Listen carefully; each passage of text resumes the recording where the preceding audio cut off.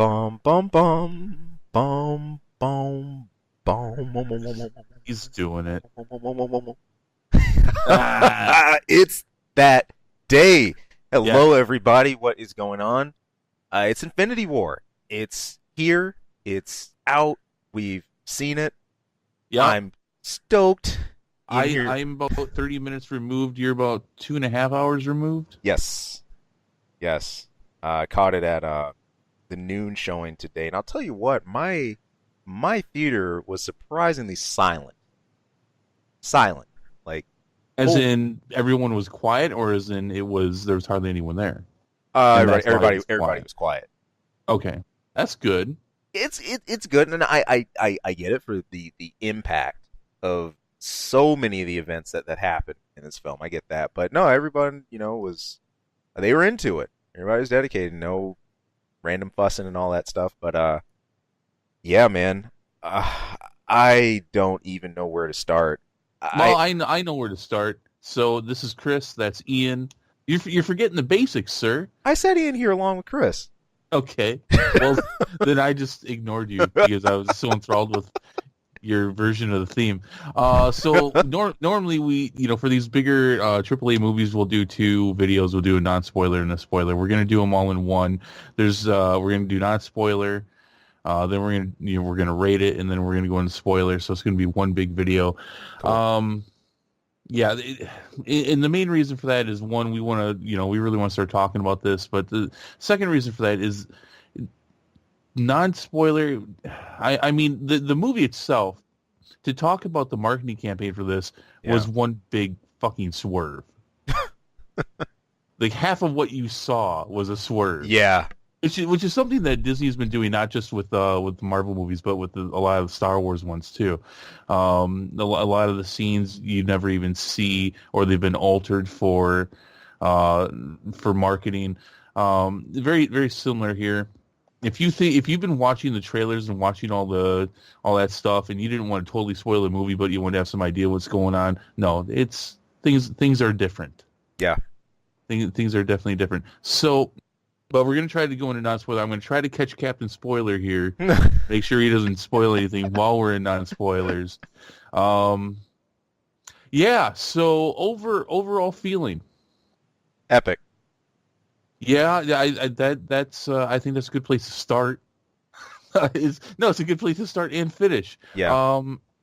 But Yeah, Avengers Infinity War, in my opinion, has delivered in a way that few movies have been able to, including the new Star Wars trilogy, well, especially The Last Jedi. But we're not getting into that.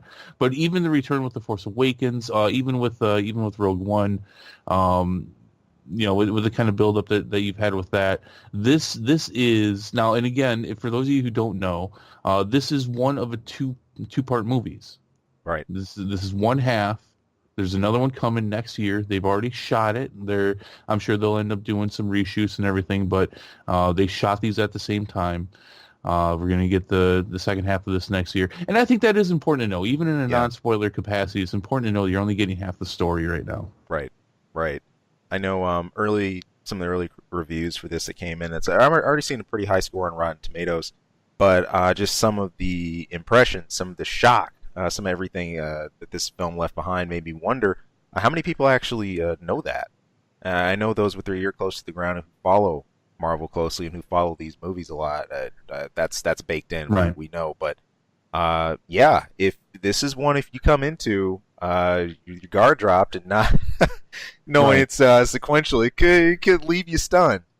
Right, right. Well, and for years, this was labeled as, when they announced phases 2 and 3 and everything, this was labeled Infinity Wars Part 1 and Part 2. Right. And sometime in the last couple of years, they dropped the Part 2 on the other one. Yeah, I think they probably should have kept that until they announced an official title for it, but that's fine. So yeah, this is everything you've seen for the last 10 years mashed together to take on the giant threat of Thanos, which, if you've been seeing, in large part after credit scenes, but in some cases, actually, he's actually in the movies in a couple cases. Definitely discussed in the Guardians of the Galaxies, where actually I think that was the first Guardians of the Galaxies where we saw Thanos not in an after credit scene. He's here. He's Yeah. been working at getting the Infinity Gauntlet together, which is a glove which holds the 6 Infinity Stones, um, which when he collects all of them will give him the ability to do his master plan. Right. And this, as you've seen these Infinity Stones throughout the Marvel movies, they've obviously been a key plot point. Uh, it all comes to a head here. Yeah. And with that, the intersection of everyone's storylines, this is really important. Now, in a AAA movie like this, with so many large personalities and just huge characters, I mean, you look at this, and the first thing you want to say is, man, how do you balance that? How do you even hope to approach that and do justice to everything we've had built over the last 10 years or so? And the way that that has been done, I thought was real solid, and that is divide and conquer to the extreme. This, Yeah, they did a really good job. Yeah, they did a really good job of that. If you've got a couple favorites, maybe if you're someone who's watching this because you're just a fan of Guardians of the Galaxy and you yeah, really just want to see that crew, maybe you're going to be a little disappointed with that. But if you come into this understanding, and I think just about everybody understands at least that this is a culmination of everything. right. Everybody gets a fair amount of space. Everybody gets a good time. Your standouts are still your standouts at the same time, though. Exactly.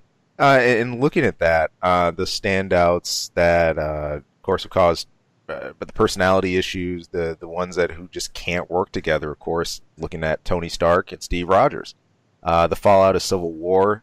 We're still feeling the echoes of that in this film, big time. Not just in Stark's relationship directly to Captain America, but also how that's affected both Avengers teams at large. The original team, elements of that finally get the chance to sort of reassemble again. That was fun. Of course, you have others that have been estranged for a long time out of the group who sort of get to meet up again, and then the new Avengers team as well. But with that comes approaches on how to confront a threat of this scale. Stark has his own idea, his own way of how he'd like to go about that. Of course, Steve Rogers does. Those two still aren't on talking terms. He has his own way he wants to approach it. In the same hand, you have the Guardians of the Galaxy crew. They have their own approach, the way they go about it. So you've got all these ways, all these intersecting paths of how to deal with Thanos, how to deal with this threat. And one of the coolest things here is seeing the best of the best through all their respective films, using all the powers and everything else we've seen built to really execute to the best of their ability everything they put forward and how that turns out. I liked it. Yeah, no, and I just want to add on to the fact that a part of this movie, continuing the plot from Civil War, is the fact that this is a broken team. Yeah, and I'm not going to say much more about it than that. This is a team that has to try to pick up the pieces and do the best that it can from what happened in Civil War to try to fight this unimaginable threat that has just come to its doorstep or come to their doorstep. Right. And it's just like, here it is. Let me ask you, without going into spoilers at all, who do you think, or maybe it's more than one person, who do you think has the breakout performance here? I mean, and I know that's a huge question, but I think there's at least a few that stood out. There are. I'm gonna break down from our heroes that we followed for so long. I'm gonna give the glove again to Robert Downey Jr. Is immediately one I think of, and really thinking of the original Avengers, of Civil War, and also the original Iron Man movie. We're seeing dimensions of him from all of these movies. The first of which is his desire rather to keep evolving the Iron Man suit technology. The level he's brought that to now is just stellar. It's truly amazing. We've seen this, grow from the tin can that he broke out of his prison in the Middle East with, to the briefcase suit, to just continually different versions. The autonomous suits that we saw and everything else. So you've got him bringing on a new element of tech. The same hand, you've got him dealing with this trauma that he dealt with from the first Avengers movie, and this has been his. No, be careful there. I got it. This has been his PTSD for the longest. Okay. And here it is dealing with an intergalactic threat like this. He's forced to confront it. He's forced to face this in a way that, and in a timing that I really think he would just prefer not to deal with, but he does, and he does so head on. And thirdly, as well, with as far as where he stands, wanting to protect the things he cares about. Often he's been seen as overbearing with that. In Age of Ultron, there's a huge fallout as a result of him doing arguably some very overreaching things of trying to shield the planet, trying to come up with a plan to be ready on all fronts, regardless. To a lot of people, that's seen as almost tyrannical. That's seen as going too far. But to him, it's by any means necessary. So having to sort of marry those three spears of just all the stuff he's dealt with, and now he's thrust into this situation, and he has more things to protect than ever. Not just the world, but those close to him. Yeah, he's forged a relationship with Peter Parker, of course, Pepper Potts as well. Time and now, it's sort of his judgment day for all this, and the way he comes out on the other end of it. This is something to watch. I mean, no doubt, and they Marvel Studios makes no they don't try to tell you otherwise. I mean, a lot of this is centered, and a lot of the campaigning and marketing for this is centered around Robert Downey Jr., Tony Stark, and the fact that it started with him. I could easily come up with a top 5 list of what I thought were the best performances, and with such a big cast, that's not a hard thing to do. But if I had to pick the one that stood out to me the most, I would have to say Chris Pratt. Yeah, he rocked. He's always awesome as Star-Lord, but I mean, in all honesty, Guardians of the Galaxy is coming in a little bit behind from the rest of the Avengers on this. They've played the roles more, they've had more time. Guardians of the Galaxy as a whole, they're there, and in no way do they feel like a B team at all. No, but in particular, Chris Pratt did a great job. I mean, he had a lot of heavy lifting to do in this movie, and he did a fantastic job of it. And if I had to come up with a second, I'd have to say Josh Brolin. He killed it. And puts out a performance that you rarely see shine through CGI. Right. He both complements it and surpasses it at the same time. Yeah. No, I agree.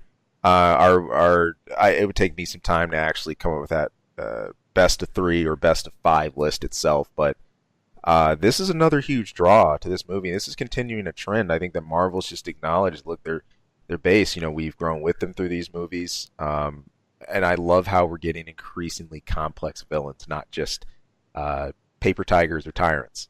Black Panther did this so well, and even with someone like Thanos, this intergalactic conqueror who's just on this mission, it's so easy to write a character like that as raw big bad guy, a muscle bro from space, but no, not at all. In fact, I'd argue that you're drawn into why he's so dedicated to his crusade, exactly why he believes in it so ardently, and just the lengths that he's willing to go to. And I agree. It's hard for me to see anybody but Brolin doing this. He rocked. He really rocked. And that's one of the questions that we had going into this. We've talked about this on our weekly show every once in a while. What are the motivations of Thanos? They've kind of given you little teasers of one way or the other that it could go. Obviously, I'm not going to tell you right here, but yeah, the movie in large part is told from the perspective of this being Thanos' story. That being said, I'd heard that we lost a large part of his backstory that got cut. I don't know if we'll see that in the next one or not, but this is I'm sorry, stuttering a little bit, trying to say 5 things at once.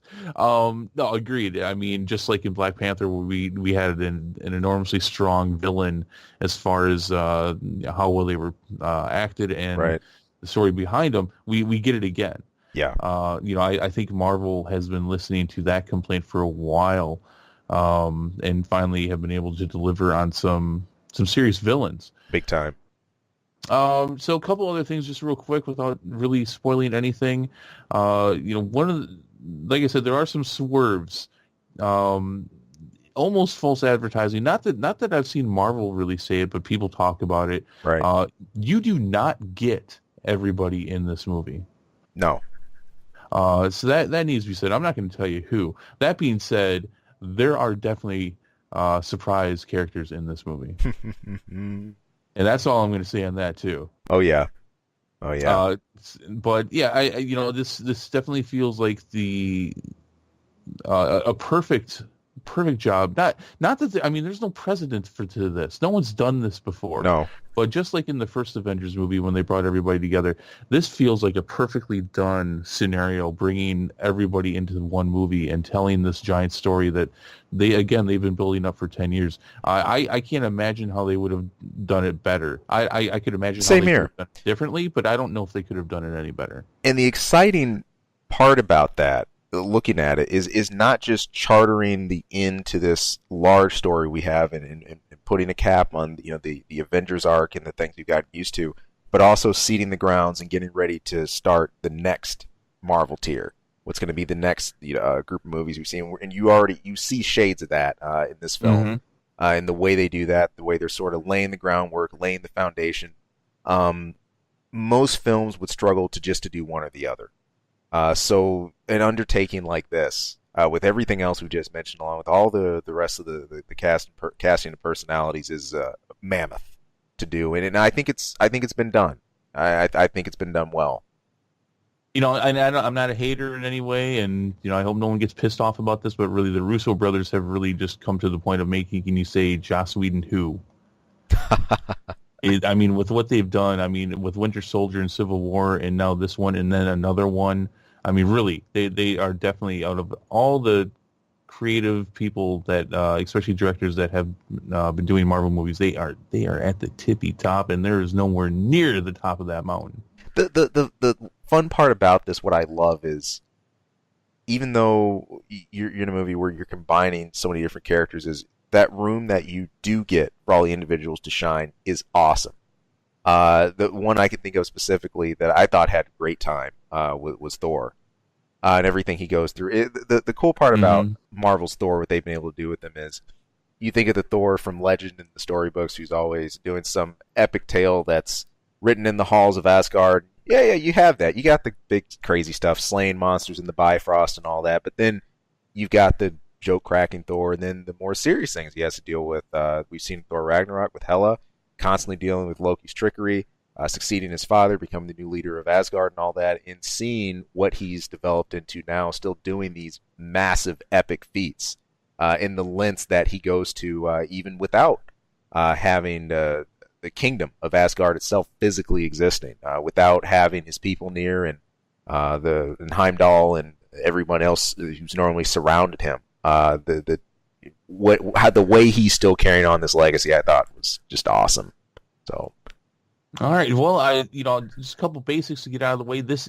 I think this is definitely the most action oriented out of any of the Marvel movies to date. hands I think down, there was more action in this one than any of the others. CGI is brilliant. yeah, I'm sure if you want to nitpick it, you probably could. But they even do a really good job of telling a visual story through the CGI, which Marvel yeah, movies tend to do to some degree, but it's really done well here. The score is great, yep. which you can really only say is score. Because really nothing else, which is kind of weird for most movies nowadays. But yeah, there's pretty much just a score. Right, and the fun part about Avengers is there's a certain familiarity. There's always I like to call it the Avengers jingle, different versions of that. We had a lot of this in the promo campaigns, from everything with just solo piano or accompaniments, a little bit of orchestral themes to it. But whenever it kicks in, you know it.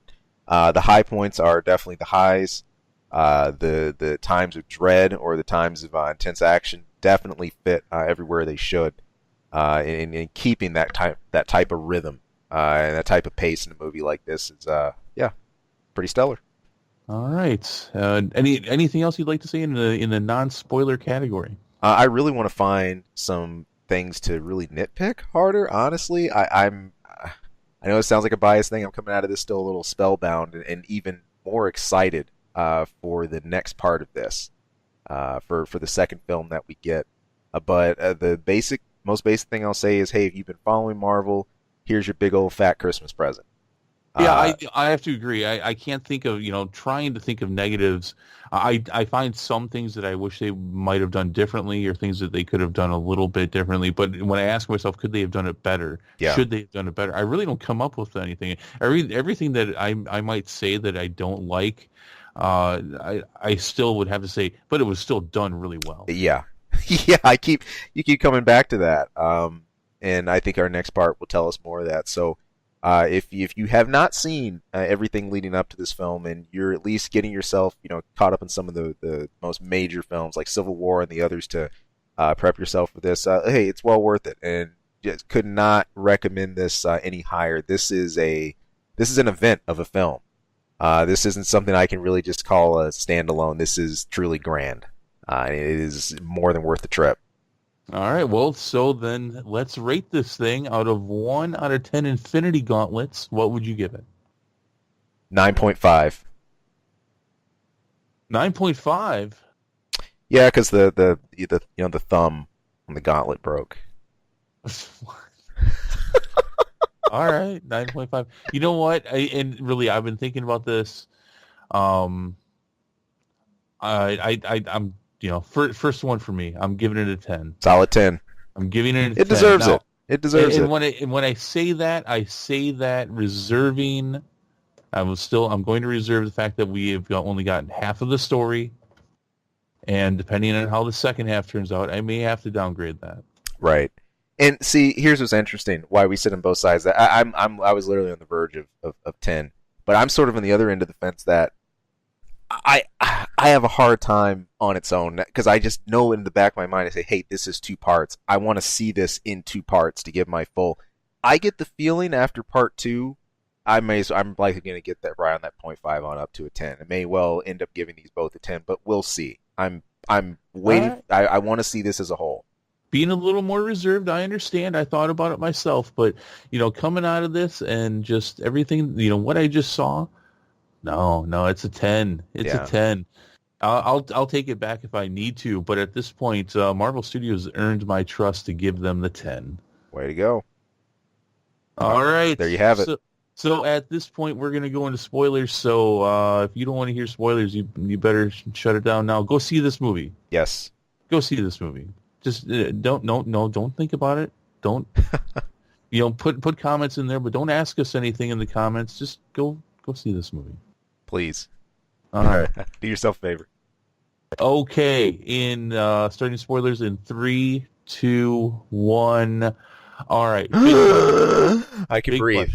Yeah, I know. Big question. And the first one that I knew I was going to ask you when we got into the spoilers, do you think Thanos was as powerful as the Hulk because he had the power gem? Oh, good one, man. Ooh. That... I could be off, but I never saw a precedent in the past saying that he was just naturally standing on his own on the same level of strength or power skill. But seeing this, yes. You're wrong. We're done. See you later. No. That's the only reason you can stand up to the Hulk is because he has the power gem. I wonder. Which, by the way, something we talked about from Thor Ragnarok, something we were a little upset about, and then because we saw the trailers for Infinity War, is like, oh my God, are they going to skip by the Thanos Hulk fight? That clearly happens on the spaceship on Titan 2. They don't. Right. You get it. And if you looked down to grab popcorn, you might have missed it. Yep. But you get it. It's fast. It is. And as well it should be, because Thanos does have the Power Stone. Yeah. He comes in. Yeah, obviously he comes into this with the Power Stone. It kind of sucks that they skip by that.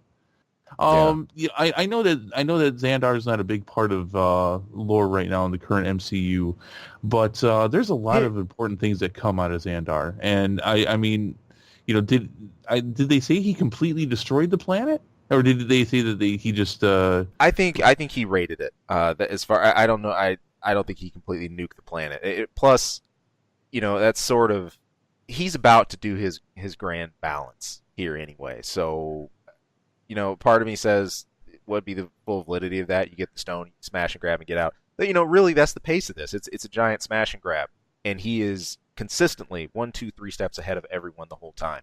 I do want to amend something Hulk wise. I'm sitting here. I was mulling through this one, really thinking about that carefully. There's sort of two prongs to this. I agree that the Power Stone gives the ability to stand up to Hulk in raw strength. However, I don't think you can just look at this in terms of just hitting power. It's the ability to endure Hulk strikes as well. That's a feat, and that's incredible to me. Mm-hmm. Well, he is a Titan, and even though in the MCU that's kind of the name of the planet, everything, no, that does mean something. He is kind of godlike. So and that's where I come from with this. I see it as sort of a balance. So as strong as, when you say strong, I think there's an offense and a defense component to that. I think just the gauntlet doesn't write the whole story here. In the same hand, I don't think just Thanos writes it. The perfect combination of the two is crazy, and we see that. Yeah, that was, I obviously, and from what you see from any trailer or anything, is obviously the Hulk gets into a fight. If you saw Thor Ragnarok, he's the Hulk at the end. And the question is, can he even turn back? Yeah. And obviously then from the Infinity War trailers, he's Bruce Banner. Yep. Big swerve, one of the big swerves is that you see the Hulk at the end of the movie. Doesn't happen. Huge swerve. Yeah, or in the trailers. Huge swerve. We're led to think that whatever issues he's had with reconciling Hulk to Banner, whatever it is, he works that out by Wakanda, by the big charge of the Black Order. He's got whatever this thing is mapped out. He's doing his thing. He's Hulk. No, Bruce Banner, he spends this movie in conflict with Hulk, and not the usual conflict. Normally it's the other way around. Hulk trying to be the dominant personality, but he doesn't want to come out. No, and I think it's because the Hulk for the first time got his ass beat. Yep. And he's like, no, I'm taking 5. Fuck this. He's licking his wounds. He doesn't know what to do. No, he doesn't. And for Hulk, a creature that, let's face it, the one thing he understands is power above all else. No matter how much reason or whatever else you put in front of him, a big stone wall saying no, you're done, is enough to put him in the bath, put him in the tub for a while, and just have him sit and cool off. So it was really wild this time to see Banner really wrestling and grappling with, like, come on, I need your help here, whatever it is, it's now or never, and Hulk just flat out saying no. And literally no. And every time you were teased with it, every time we got close to a transformation, it would be partial, halfway, 25% or so, and then he's done. Nope, I'm not coming out. Do it yourself. I thought that would have been awesome if he would have turned into Hulk and just broke through the Hulk Buster armor. Same. That would have been pretty cool. So yeah, it's still in that beginning. Loki, I think Loki's legit dead. I don't think he's coming back. We've had so many weaves and so much trickery and everything else, and so many dodging and no. The Loki's end, I thought, was not just pretty punctuating here, but this is pretty direct. In the past, it's very fitting too. He does redeem himself. He does. And what was perfect about it was that just seconds before, it's like, oh, you motherfucker, you're back up to your old tricks again. Yep. Absolutely. No, he does redeem himself. That being said, what's his name? Oh, jeez, the guy with the sword. Heimdall? Oh yeah, the guy. Yeah, he controls the Bifrost. Yep. Also dead. Yes. That one hit me right in the chest, man. This is all within the first 10 minutes of the movie too. Like you said, not spoilers. This movie lets you know real quick how this is going to go. Yeah. The tone is set right up front. This is dreary and dark, and more importantly, I love how we're literally picking up from the end credit scene of Thor Ragnarok. Pretty much. Yeah, we're right there at the face-off Thanos shit. We know that doesn't go well. We kept seeing from the trailers, Thor stranded out in space, running the Guardians of the Galaxy. You get to see why here. You ask yourself, what more could Thor have taken from him? You find that out pretty quick. Oh yeah, man, he's got nothing. Nothing. mean, even in the comics, when Asgard through Ragnarok gets destroyed or whatever, they resettle. Right. There's still Asgardians. Right. There's no. No. Thor. There's Thor. And there's one, his trusty dwarf. Well, I don't think that's an Asgardian though. No, he's not. It doesn't count. But as far as what he's got, like a connection or something, yeah. Jeez, and Thor, by the way, which I mean, he was fine in the other Avengers movies, in the first two Thor movies, but I mean, he's really come into his own. I like this version of Thor more because in Ragnarok, so much of it was ad-libbed, Right. and so much of it was a bit too comical. I know a lot of people enjoyed it, and I didn't mind it. In fact, I enjoyed it myself. But as far as it felt a little off to me. Yeah. I mean, here it is. I'm loving this Thor. Same. And I love the fact. What's the name of his new weapon now? Stormbreaker. Stormbreaker, half Groot. Yes. If that does not cement Groot as like awesome, I don't know what does. Such a cool way for Groot to sort of snap out of his sort of just nonchalant I don't care attitude about this. Groot's been, since the end of Guardians 2, he's sort of hit this adolescent stage where he's got quip, he's got attitude about everything. He hates taking orders from the crew or from Star-Lord or anybody. And he's pretty much doing his own thing. He's just gaming and just hanging out in his own corner, just smack talking anybody he feels like. But when he's needed, he sort of puts two and two together. To see him take such a direct, I did not expect this. To take a direct role in making sure the Stormbreaker gets forged. When the handle can't be found, when the door doesn't have the hands to fuse the thing together himself, and can't deal with the molten, that rocked. And then, furthermore, he's immediately sent packing to Earth with Thor and crew, and he just joins right in on the Wakanda War. Cool. Which, by the way, was kind of, it was awesome to see Thor, but I mean, for some of the characters like Captain America and such, to see Thor show up and then show up with a raccoon and a tree man, that had to be like, what? Yeah. If Thor's not looking as awesome as he does in that moment, that's just kind of like, really? I gotta agree. And, hey, I don't care what anybody says, if you're more of a fan of the whole metaphorical thing of Thor not needing a hammer to wield anymore and being the god of thunder instead of needing a conduit, I'm sorry, Thor rocks when he has a weapon. And he's even more epic with a god-killing, like a titan-killing weapon. Mm-hmm. Like, having that on top of the way he's unlocked his power as a god of thunder now was just on a massive scale. And we get that point blank. The moment he lands in Wakanda, he is a game changer. He wipes out droves of Black Orders. He's taking out most of their transport ships, any of the giant siege weapons they have. He is just rocking the house all the way through. Yeah, no, it's pretty badass. I really think that they are going to give us another Thor, and Kevin Feige himself is not a big fan of going beyond trilogies and continuing stories like that for the characters. But like you said, Thor really, he has the most complete story, I would say, and definitely one of the more standout stories in this movie. It was a lot of fun. That being said, really, you're going to put another man's eye in your bird socket. Yeah. In your nasty eye. I was a little off by that because he should have the patch. The patch is awesome. He should. He can grow back the hair. He can put on a different, a different suit of armor and different outfit. But that, the eye patch, that's your history. That right there says you're a very different character. I did not like that he, Rocket gave him that, and he's just like, oh, I'll just put another man's eye in my my eye socket. It felt kind of odd, especially if you think about everything he went through to get that patch. That's not just your scanner. I scraped my eye, or whatever, or there's just this random accident. that tells a story, and if anything, looking at that version of Thor was a walking reminder of Odin. And in Legacy of Asgard, I was sad to see it go. I don't know if the creative team thought that, well, this is kind of a way of bringing, Thor's a bit too injured. He's a bit too off. This is a way of bringing him back to where he needs to be. I don't know if that was their intent. I don't think it does that. Right. especially because they make a lot out of how his motives are different now. He's fueled by rage, by vengeance. Uh, yeah, I thought it was a lost part. Make him lose the eye in the next one.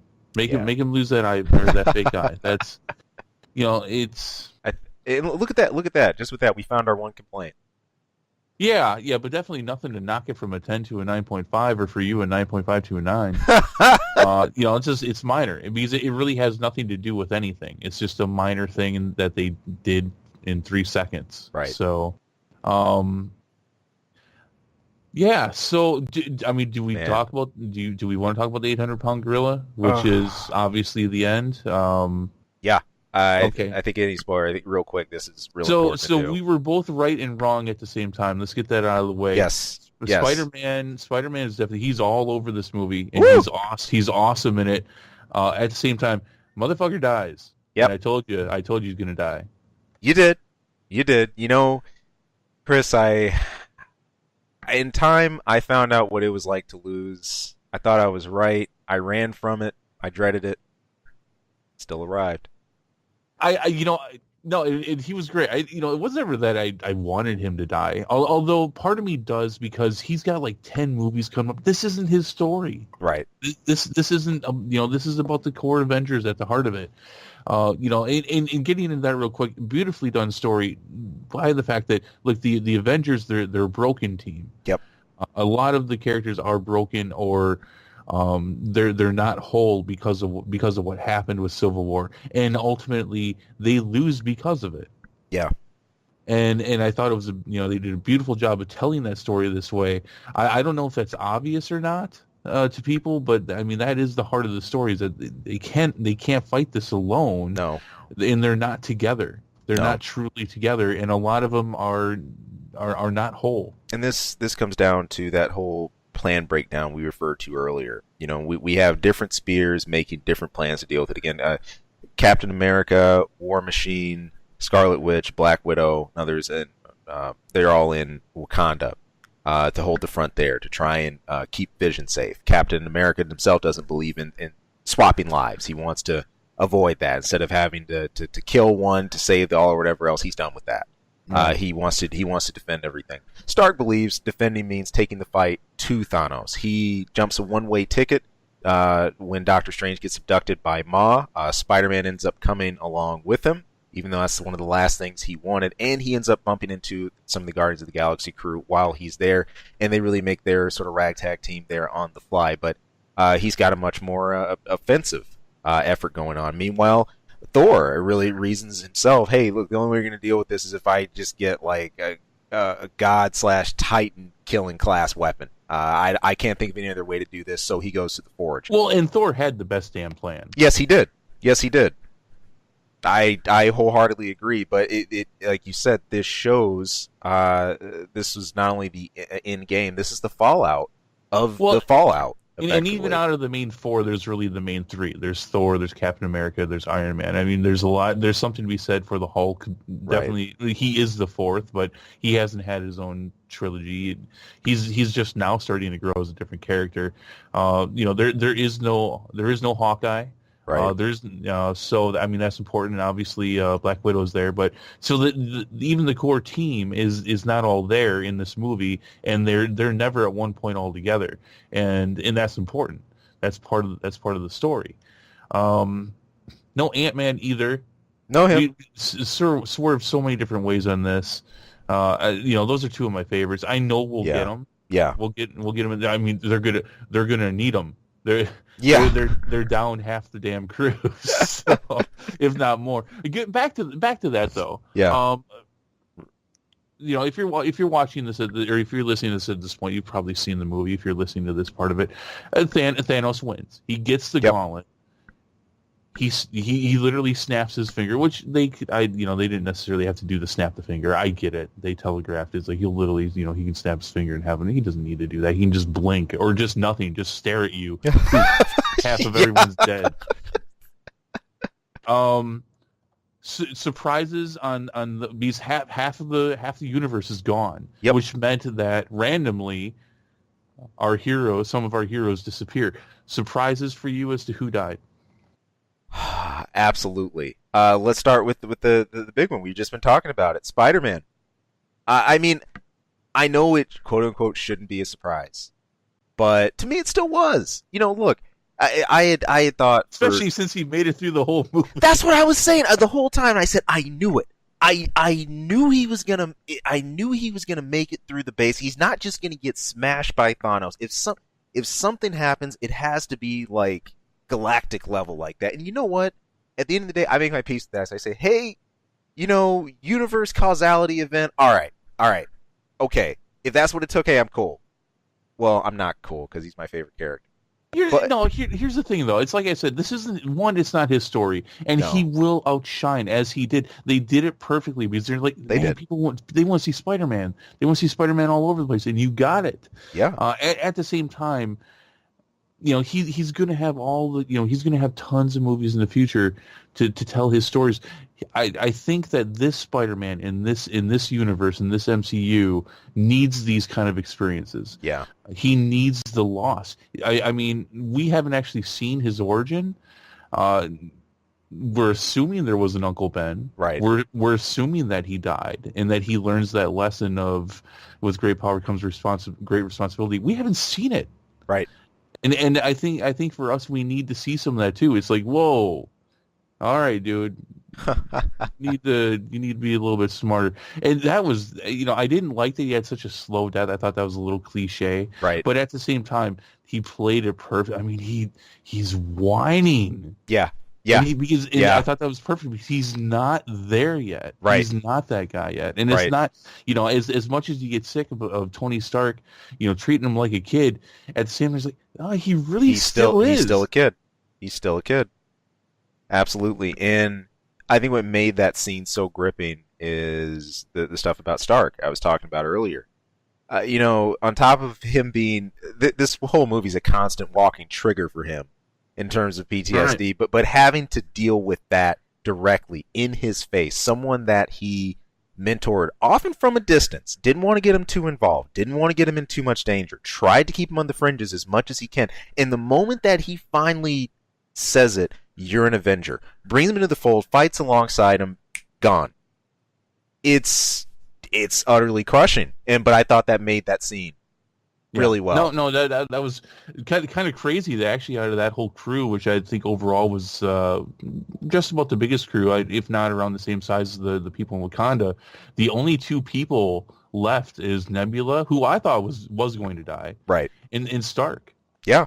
Drax, Mantis, Star-Lord, gone. Doctor Strange. I never thought I was going to see that. See, that's important, and I think we could not leave this review without mentioning him real quick. I'm as crushing as that one was. Is such an important death / disappearance of character being written out. He knew something so key about the rest of the events that are going to transpire, because before that battle with Thanos, he went through millions of possibilities, the way that battle could turn out, and he came, as he said to Stark when Star-Lord questioned about it, there was one eventuality, there was one string of choices he saw where in the end it was going to yield them a good result. Over 14.5 million different outcomes, he sees one. And honestly, if I have one real complaint about the storytelling in this movie, it is this scenario. Yeah. It's a bit too obvious that he saves Stark and he gives away the Infinity Stone, the Time Stone, because the one scenario Tony, Iron Man, Man's a part of.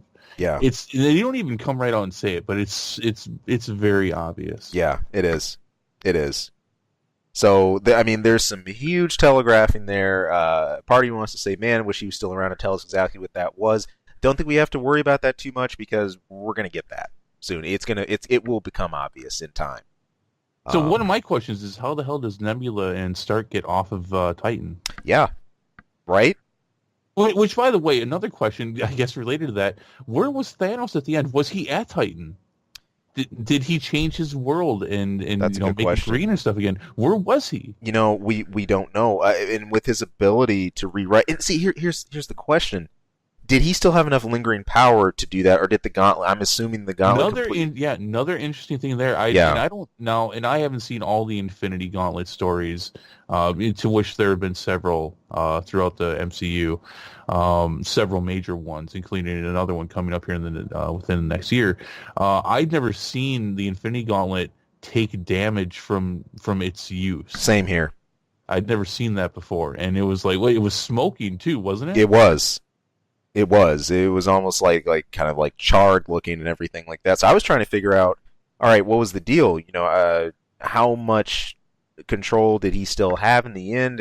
Was that a bend of the Reality Stone to make that, or is that just somewhere else he went with his white picket fence? And to be honest with you, I don't like the fact that the Gauntlet ended up having a hard time doing whatever it did. It's the freaking Infinity Gauntlet. Yeah.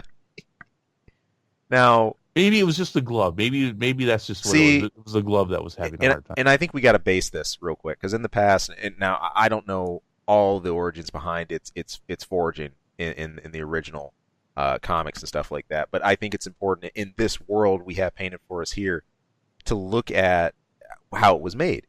I mean, this thing was forged by what we know. Even Thor's Mjolnir, we've seen it break.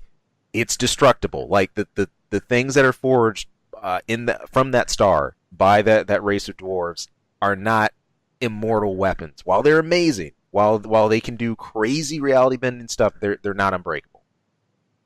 So they are finite. And as he said, Thanos was provided with a device that he could use the Infinity Gems through. That he could at least tap into them. I don't think there was ever any guarantee that this is a perfect weapon.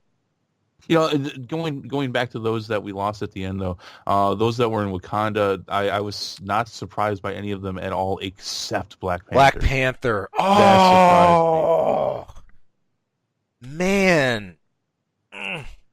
That surprised me. Everyone else I expected, because I know they're not going to get rid of Bruce Banner. Right. They're not going to get rid of Captain America. This is still very much their story. They're not going to get rid of Thor. Yeah. So they got Falcon and Winter Soldier, Scarlet Witch, Black Panther. Who else was there? Trying to think. I think that might have been Groot. Groot, and also Falcon, right? Yeah, I said Falcon. He says Falcon already. Okay, yeah. Cool. No, but the Black Panther was crazy because he goes to help up. I forget her name. Yeah.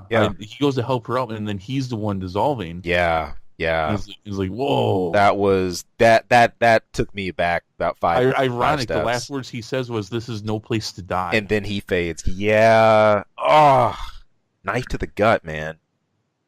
So I mean, it's funny because I mean, even when you have you're watching a large movie, you're in a movie theater and you're in a crowd of people and everyone's being quiet, there's still you can feel like people they're upset. Yeah, you can. They're cringing. You can feel their bodies tense up. And I'm loving it.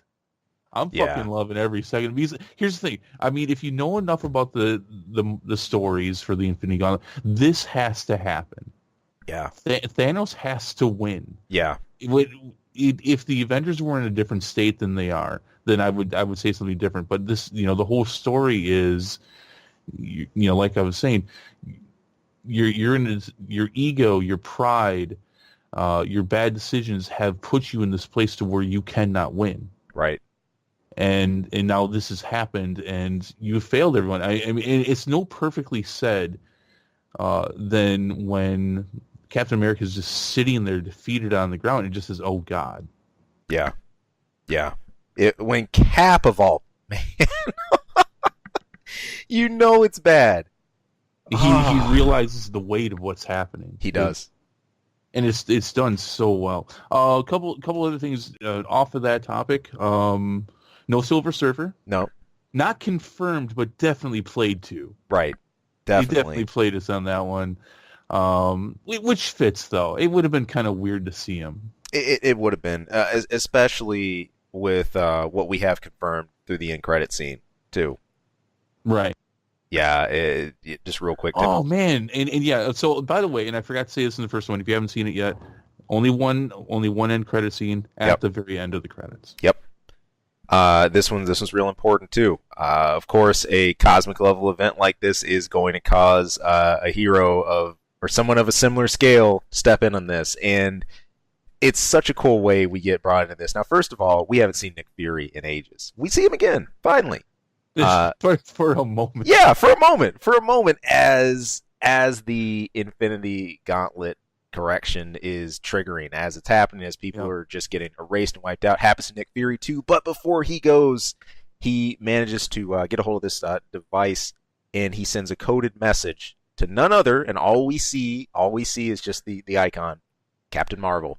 Yeah. Good way to do that. I thought that was perfect. Yeah. Although that sucks that Nick Fury's gone. It does. I was really hoping. I'm like, please let him be around next one. Please let him be. And then I was like, my reaction was pretty much what he said, what he was trying to say. Motherfucker. Yeah.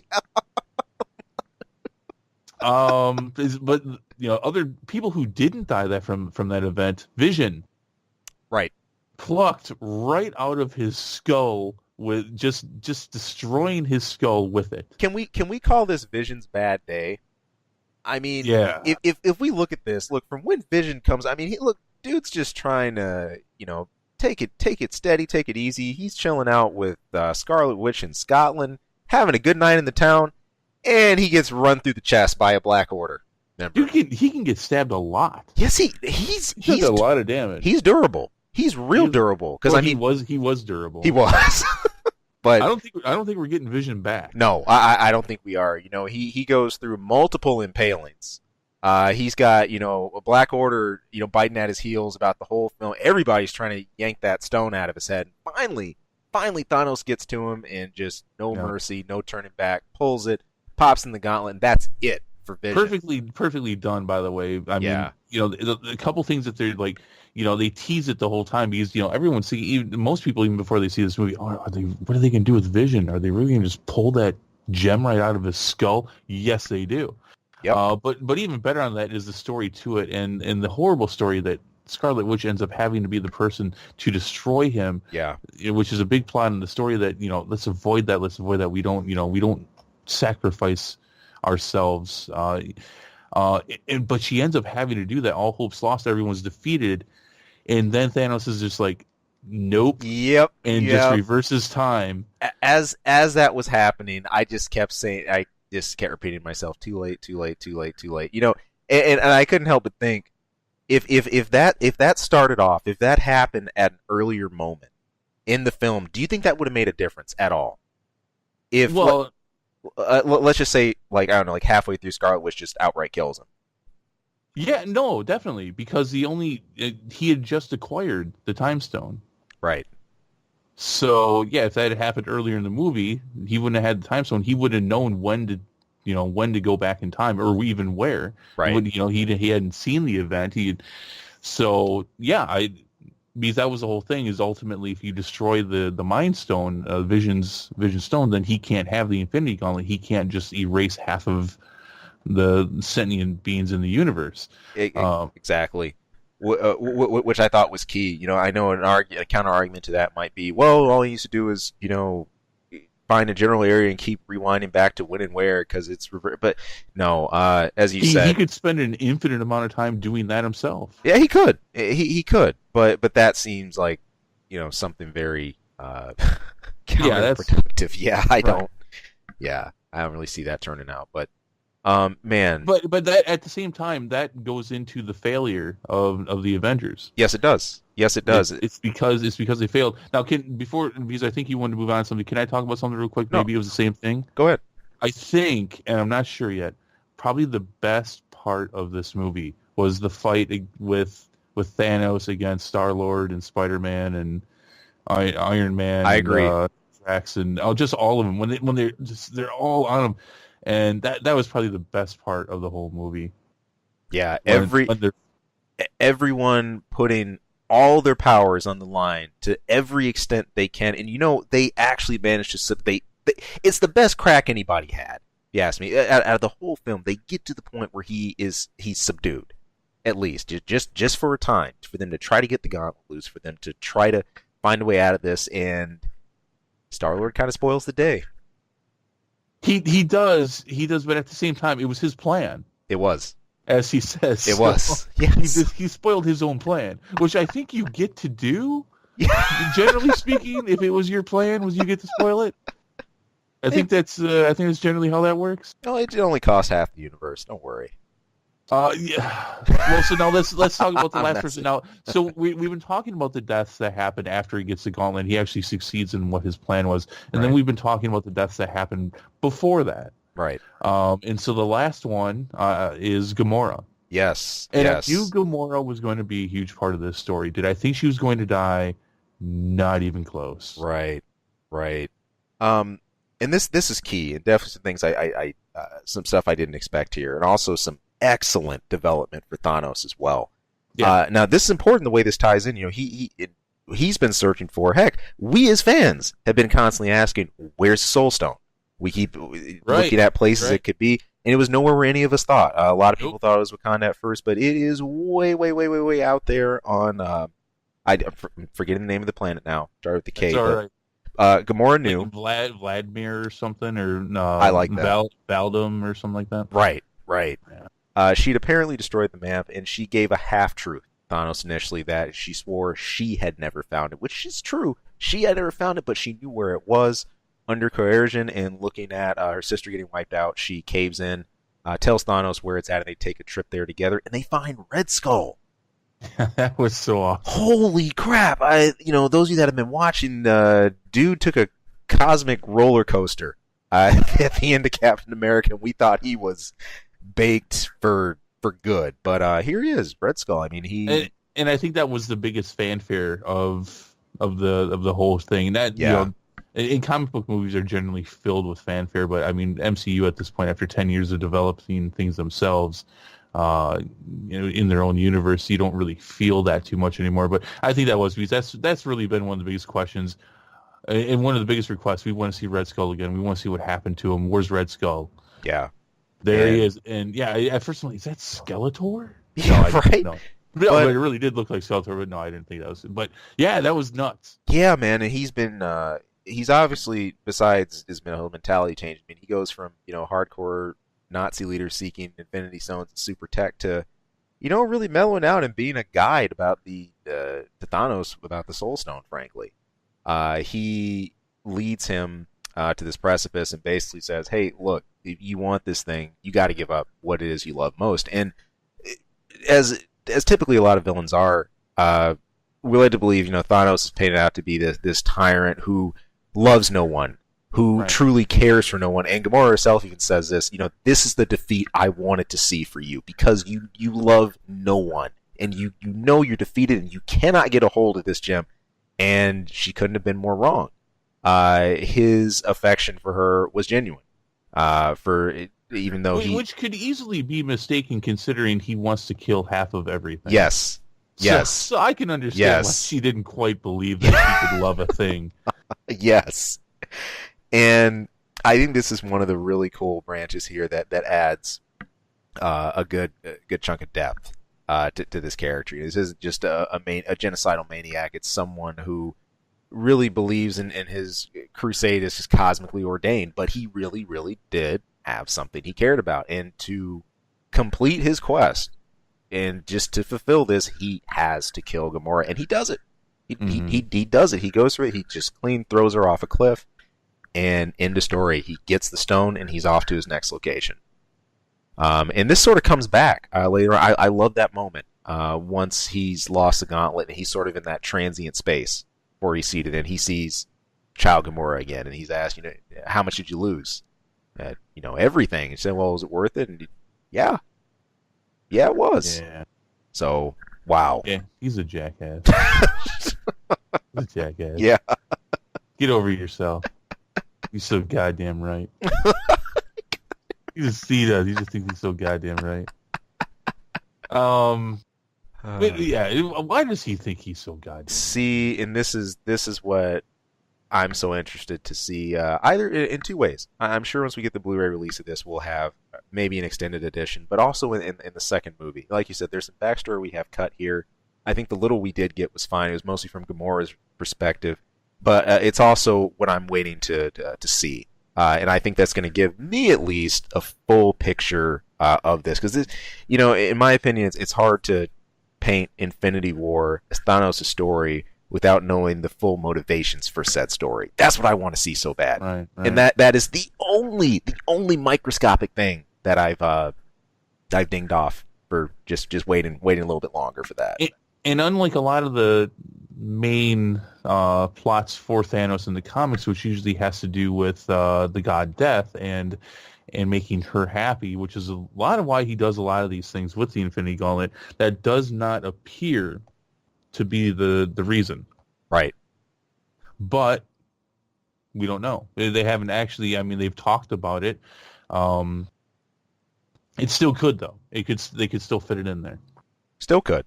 It could still happen. That's the exciting part about how we line up for the next film. There's a lot of pieces to this puzzle that are going to fit it in a cool way. I think the last time I saw anything Infinity Gauntlet related was not from comics. I don't know if you watched this. There was a Marvel featurette, like those animated films they do. And it was like Hulk, Thor, Hawkeye, Iron Man, and Captain America battling Thanos on this Star Cruiser, and they managed to unravel the gauntlet, and Stark ended up getting the final nail in the coffin to counter it.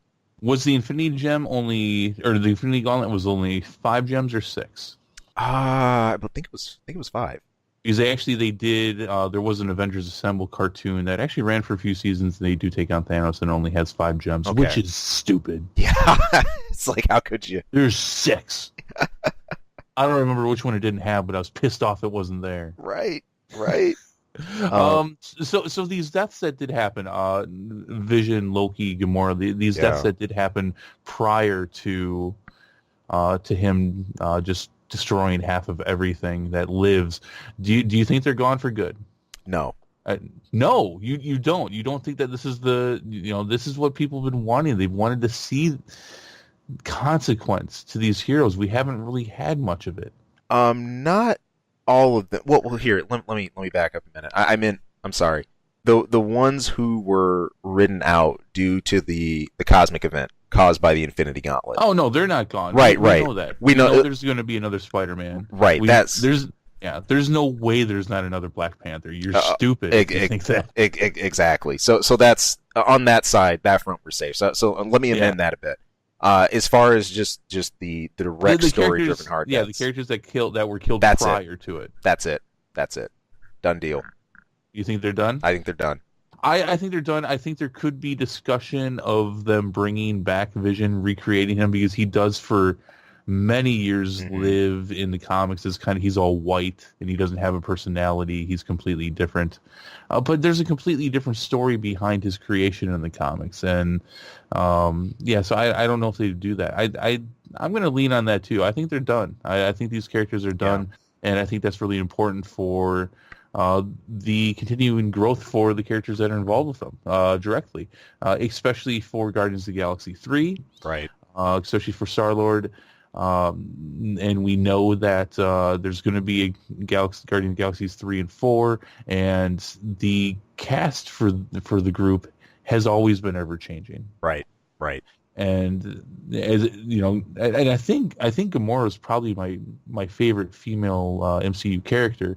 I don't want to see her gone, but I think she is. Yeah, out of any way to send her off, I couldn't think of a more fitting or poetic way. Yeah. To do that. I mean, the conflict with her adoptive father is something that has plagued her ever since she was introduced. It's been the source of her conflict with her sister as well, and it's simultaneously been the person or being she wanted to kill. As much pain as it would cause her. That's the dynamic I loved here. There is a level. There's a part of her that was attached, that really does appreciate some of those years, or at least a part of that, because when she thinks she's killed Thanos before the Reality Stone bend, she gets a real breakdown as a result of that. But on the same hand, her recognition of this guy as just a complete maniac overrides that.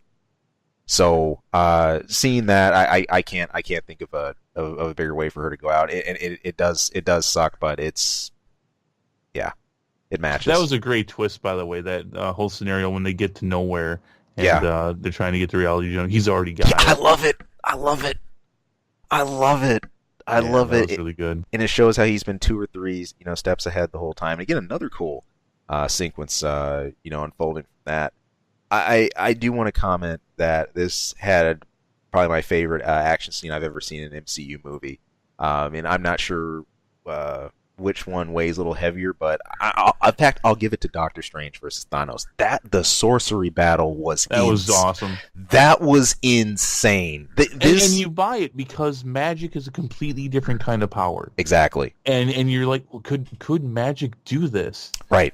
Could it do where the rest of these abilities and powers fail? Could magic, this unknown ability that we've just started to scratch the surface on, could this be what could beat Thanos? Right. Of course not. but they do a good job of making you believe it. Just like when Iron Man and Spider-Man almost have the gauntlet off of them. And as much as I know it's not going to happen, I'm still like, are they going to do it?